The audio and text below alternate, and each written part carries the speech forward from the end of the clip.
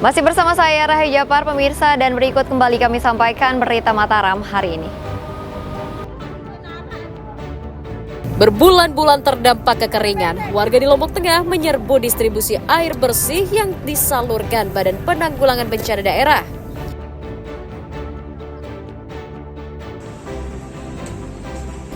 Kasusnya dinilai lamban, keluarga tuntut polisi serius mengungkap kematian Brigadir Esko Pascarelli.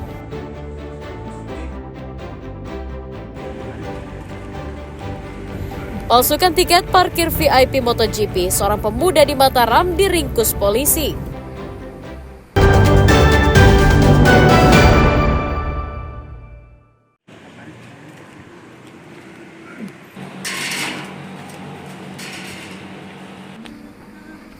Seorang pemuda berinisial MSU 34 tahun asal Kecamatan Praya diringkus tim unit Tipiter Satuan Reserse Kriminal Polresta Mataram karena diduga memalsukan ratusan stiker parkir VIP MotoGP.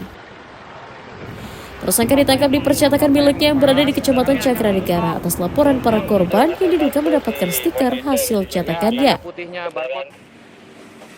Selain membekuknya, polisi menyita barang bukti 1 unit komputer, puluhan lembar tiket parkir VIP yang diduga palsu. Dari hasil pemeriksaan, tersangka mengaku memproduksi stiker palsu atas pesanan 2 orang rekannya berinisial N dan A dan dibayar Rp50.000 per lembarnya. Tersangka juga diketahui telah mencetak stiker palsu sejak tahun 2024 lalu. Kertas stiker. Satuan Reskrim Polresta Mataram melaksanakan penyelidikan dan hasil dari beberapa keterangan saksi, kami minta keterangan dan mengerucut ke salah satu pelaku, yang mana pelaku merupakan pelaku usaha di bidang percetakan yang ada di wilayah Cakranegara, Kota Mataram. Pelaku ini sudah 2 kali melakukan kegiatan yang sama, yaitu di tahun 2024 dan 2025. Tersangka mengakui perbuatannya mencetak dan menjual 200 stiker parkir palsu, kemudian hasilnya digunakan untuk membayar utang. Tadi lakunya berapa tadi? Yang sudah dijual berapa banyak? Sekitar berapa? 200. Sekitar 200. Kenapa memilih stiker MotoGP? Apa yang menghilangi kok bisa stiker MotoGP yang dibuat? Karena diminta, Pak. Sama? Yang pesan, Pak. Oh, ada yang besar. Kapan mulainya, Mas? Polisi masih melacak keberadaan 2 rekan tersangka yang diduga turut berkomplot mengedarkan stiker palsu tersebut ke masyarakat. Atas ulahnya, tersangka dijerat pasal 263 Undang-Undang KUHP tentang tindak pidana pemalsuan dengan ancaman hukuman minimal 6 tahun penjara. Awaludin dan Redi Suhi melaporkan dari Kota Mataram.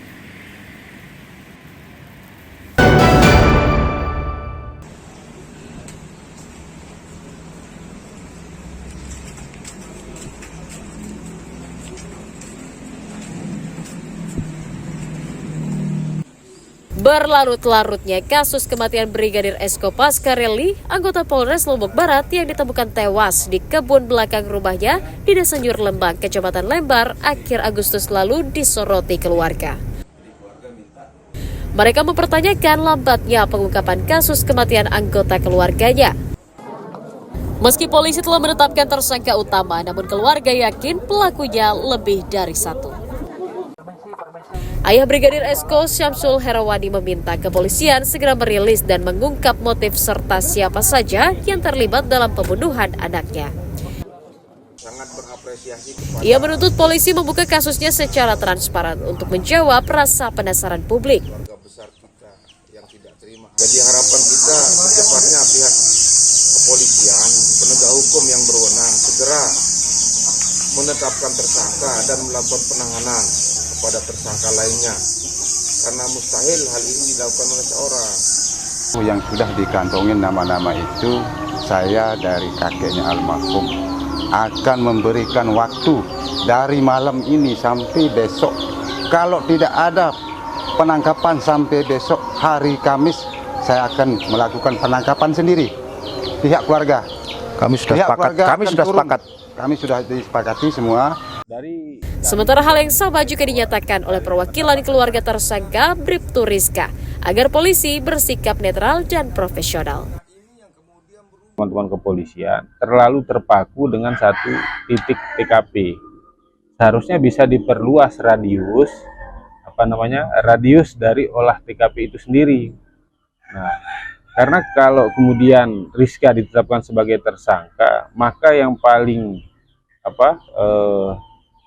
sangat rasional untuk ditersangkakan itu adalah baju yang pemilik baju warna putih itu, karena di sana diduga ada identik bercak darah.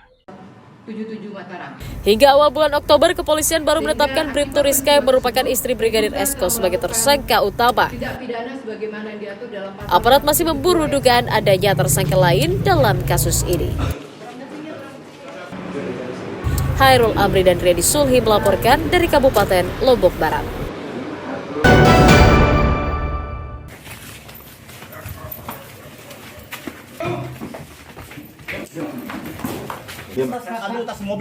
Dua pemuda berinisial LBP 29 tahun asal Lombok Tengah dan RAP 19 tahun asal Kecamatan Cakranegara diringkus oleh Satuan Reserse Narkoba Polresta Mataram karena diduga mengedarkan narkotika di wilayah Kota Mataram.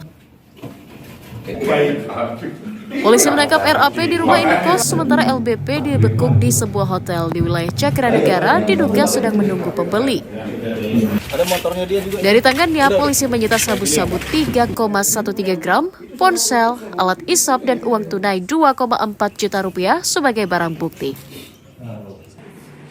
Penangkapan keduanya atas informasi masyarakat yang mencurigai keduanya kerap menjajakan narkotika kepada para pemuda di wilayahnya.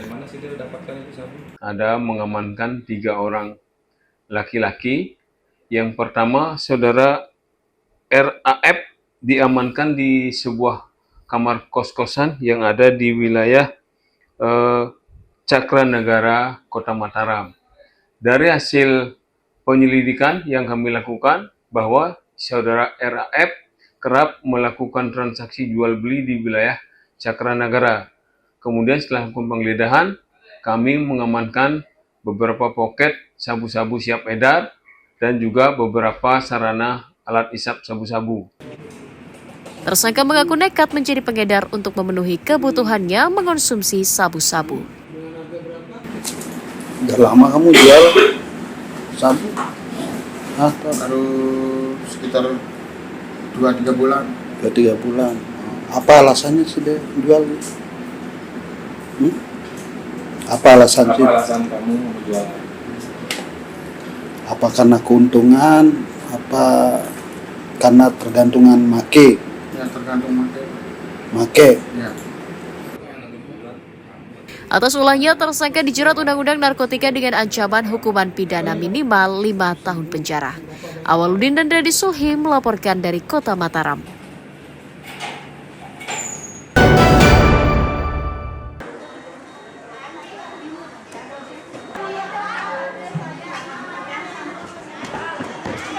Harga daging ayam di sejumlah pasar tradisional di Kota Mataram masih mulai merangkak naik sejak 1 minggu lalu. Di pasar tradisional Ampanan misalnya, harga daging ayam dijual mulai Rp42.000 hingga Rp45.000 per kilogram. Naiknya harga ayam akibat berkurangnya pasokan dari peternak sejak awal bulan Oktober lalu. Pedagang menduga menipisnya stok di pasaran karena sebagian besar daging ayam disuplai untuk kebutuhan dapur makan bergizi gratis. Selain mahal, stok ayam para pedagang rata-rata turun 50% dari biasanya. Akibatnya, para konsumen enggan membeli daging ayam sehingga menyebabkan omset mereka menurun.